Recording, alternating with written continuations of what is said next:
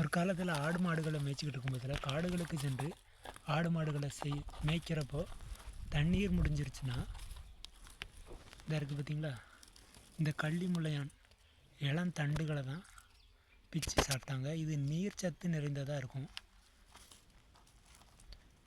இது வறட்சியை போக்கும், தண்ணீர் தாகத்தை தீர்க்கும்.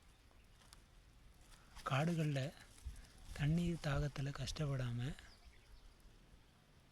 மீண்டு வர்றதுக்கு மிகவும் உதவியாக இருக்கக்கூடாது இந்த கள்ளி முளையான். சிறிய பூக்களை உடையது, சிறிய கருமை நிற பூக்களை உடையது, பார்ப்பதற்கு மிகவும் அழகாக இருக்கும். தான் கள்ளி முளையான் பூ. இது சாப்பிடக்கூடிய கள்ளி முளையான். காடுகளில் இருக்கக்கூடிய வாட்டர் பாட்டில் இதுதான். நமக்கு தேவையான தாகத்தை தீர்த்துக்கலாம். இந்த இளம் தண்டுகளை பிச்சு சாப்பிடலாம். இது பூரா நீர்ச்சத்து உள்ளது, வறட்சியை தாங்கி வளரக்கூடியது, நீர்ச்சத்து நிறையா இருக்கும். 3 சுவை இருக்கும்: கசப்பு, புளிப்பு, அப்புறம் இனிப்பு. சுகர் நோயாளிகள் சாப்பிட்றதுக்கு பரிந்துரைக்கப்படக்கூடிய ஒரு மூலிகை.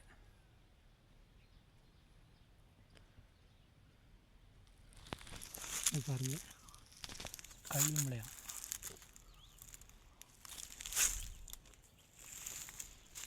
சின்ன சின்ன செடிகள்லாம் நிற்கும். செடிகளை வீடுகளில் எடுத்து வளர்க்கலாம்.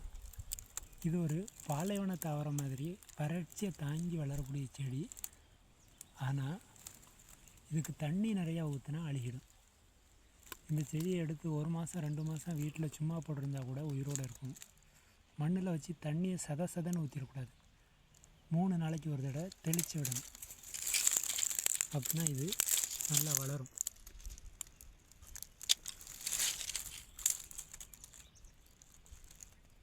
மண்ணை நல்லா இறுக்கமாக வைக்கணும், தளர்வாக வைக்கக்கூடாது. இறுக்கமாக வைக்கணும், தண்ணியை தெளித்து விடணும். அப்படின்னா அது பாட்டுக்கு வளரும். நட்டு விடாமல் கட்டாந்தரையில் போட்டிங்கன்னா கூட, கட்டாந்தரையில் போட்டு அதுக்கு கொஞ்சம் ஈரப்பதம் கொடுக்கணும். மற்றபடி சதன்னு தண்ணி நிற்கக்கூடாது. நல்லா வளரும். இந்த கோடையில் எல்லா இடங்களும் செடிகளும் காஞ்சி போச்சு. ஆனால் கள்ளி முளையான் இன்னும் பசுமையாக இருக்குது. இது ஃபாரஸ்ட்டில் உள்ள வாட்டர் பாட்டில்னே சொல்லலாம். தண்ணி தாகத்துக்கு மிகச்சிறந்த ஒரு மூலிகை.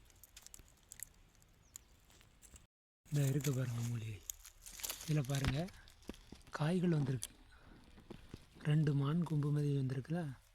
இதில் எருக்கலை பஞ்சில் இருக்கிற மாதிரி உள்ள விதைகளும் பாஞ்சும் இருக்கும், ஸ்பஞ்சும் இருக்கும். வெடித்து பஞ்சாக பறக்கும். தான் கள்ளி முளையான் செடி உள்ளே நிற்கிது. இது சாப்பிடக்கூடிய செடி. இன்னும் இந்த குடும்பத்தில் வேறு செடிகளும் இருக்குது. இன்னொரு செடி சின்ன கள்ளி முளையான்னு ஒன்று பாறையை ஒட்டி வளரும். அது சாப்பிடக்கூடியதா இல்லையான்னு எனக்கு தெரியலை. நான் அதை பற்றி தேடிக்கிட்டு இருக்கிறேன். அந்த செடி கிடச்சிருச்சு.